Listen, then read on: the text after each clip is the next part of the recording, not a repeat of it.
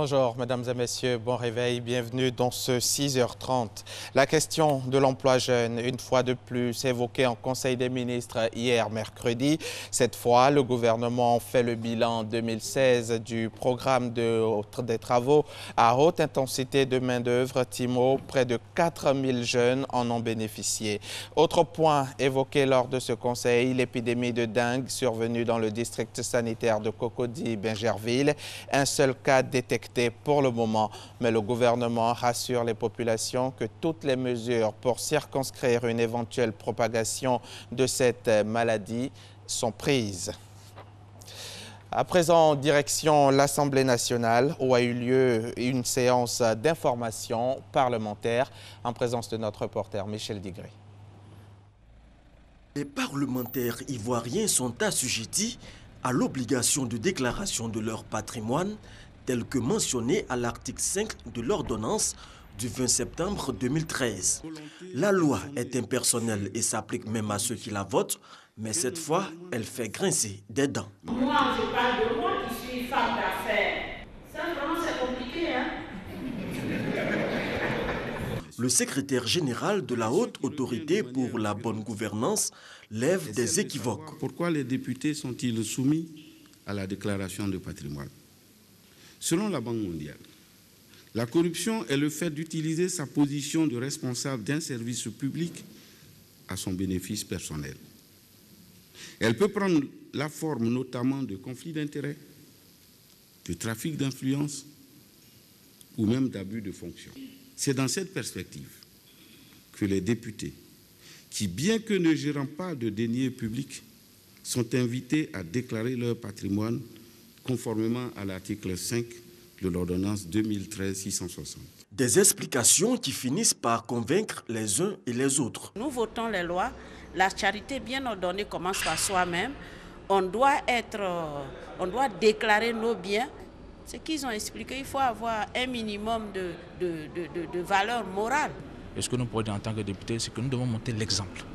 Parce que c'est vrai, par moment, nous ne manipulons pas de budget, mais nous savons tout le rôle ou toute l'influence que nous pouvons avoir sur certaines prises de décision au niveau local, et tout ceci effectivement concourt à la bonne gouvernance. Ce qu'il faut noter, cela n'empêche pas un député qui, malgré qu'il soit député, qui a des affaires, de faire profit naturellement de manière légale. Ce qui est combattu dans l'action de la haute autorité de la bonne gouvernance, c'est l'acquisition de manière frauduleuse de biens à partir des opportunités de l'État. Et je pense que c'est bien apprécié, c'est bien pris. Je pense que l'ensemble des députés seront forts de faire la déclaration de leur patrimoine.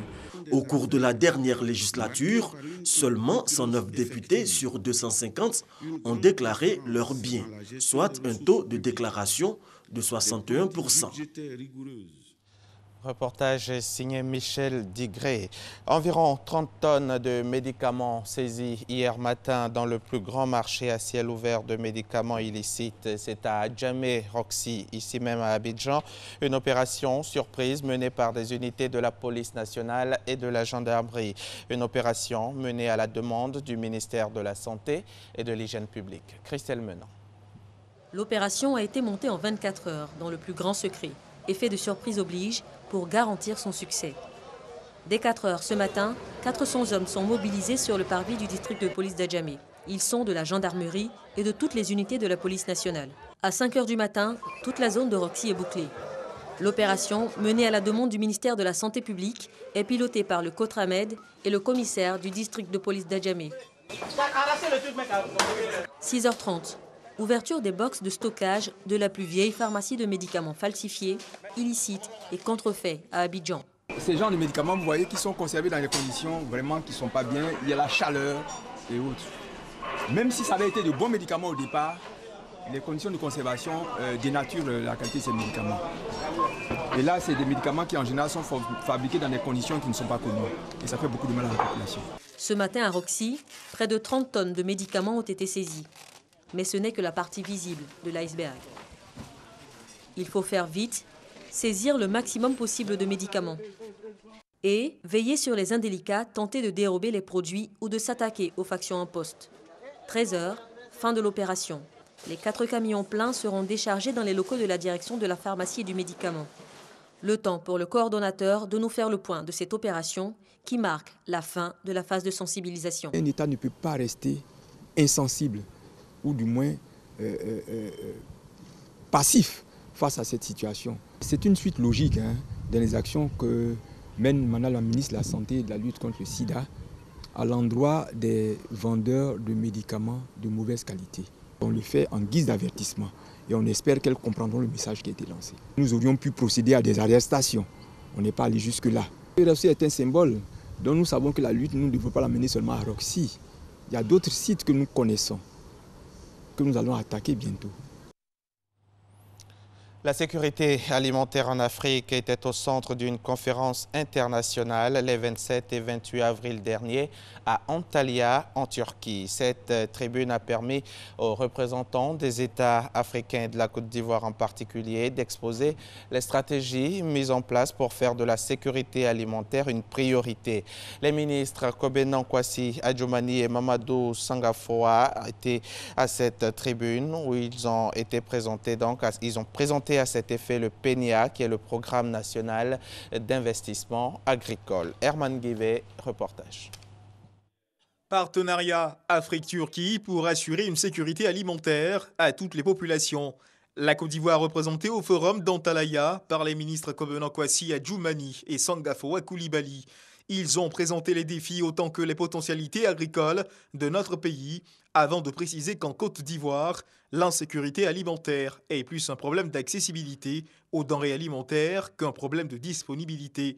À cela, il faut ajouter le manque de transformation de ces aliments.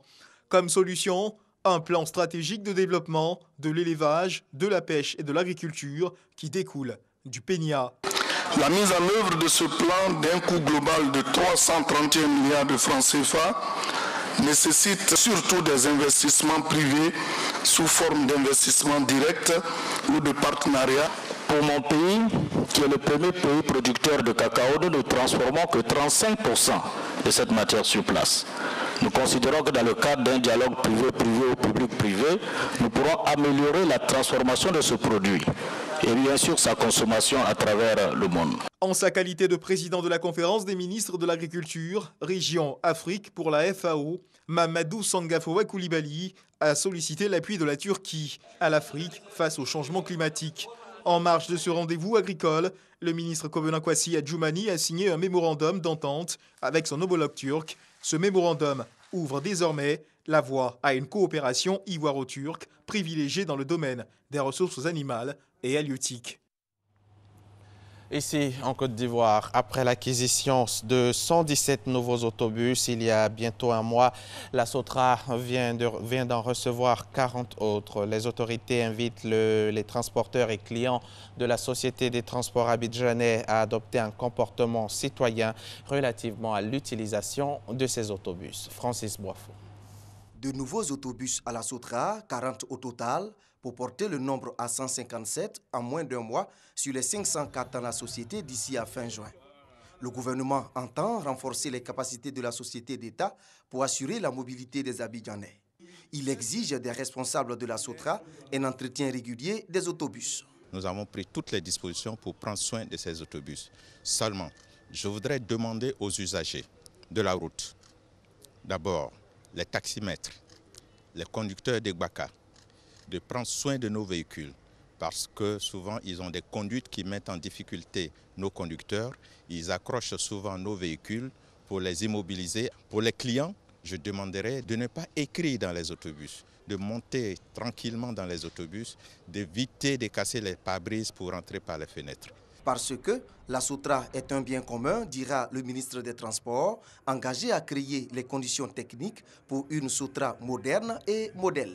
Après plus de 40 ans d'existence d'une entreprise comme la Sotra et avec les commandes que nous faisons, c'est 2000 autobus quand même que nous entendons commander d'ici 2020. Il faut avoir cette chaîne de montage ici parce que c'est beaucoup moins cher de monter des bus ici que de mettre des bus entiers dans des bateaux pour les faire venir ici à Abidjan. Outre le projet de montage d'autobus à Abidjan, le gouvernement encourage la création d'industries pour le montage des véhicules légers sur place. ce qui va favoriser la lutte contre le chômage. Les forces armées de Côte d'Ivoire déploient des soldats pour participer à la MINUSMA, la mission multidimensionnelle des Nations Unies pour la stabilisation du Mali.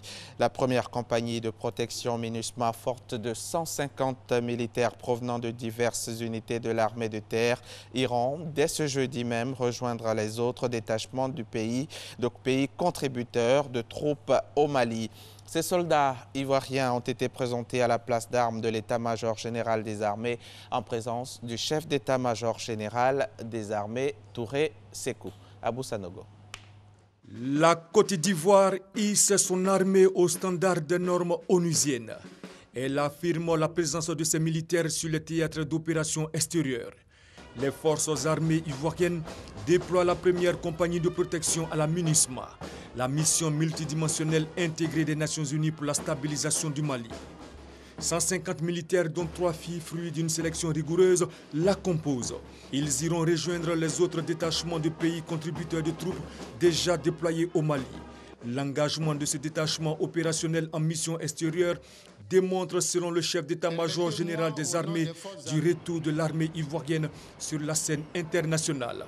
Vous avez été choisi parmi de nombreux soldats de notre armée pour aller soutenir ce pays frontalier au nôtre, en proie à une agression et au dépeçage de son espace géographique réparti entre divers groupes djihadistes. Souvenez-vous en toutes circonstances des responsabilités qui sont désormais les vôtres, celle de porter et maintenir haut la flamme des armées ivoiriennes en terre étrangère. Ces soldats ont reçu en tout 22 modules de formation pendant 4 années afin de leur faire acquérir tous les savoir-faire et savoir-être nécessaires dans ce type d'opération. La première compagnie de protection MINUSMA sera projetée sur le théâtre extérieur ce jeudi 4 mai.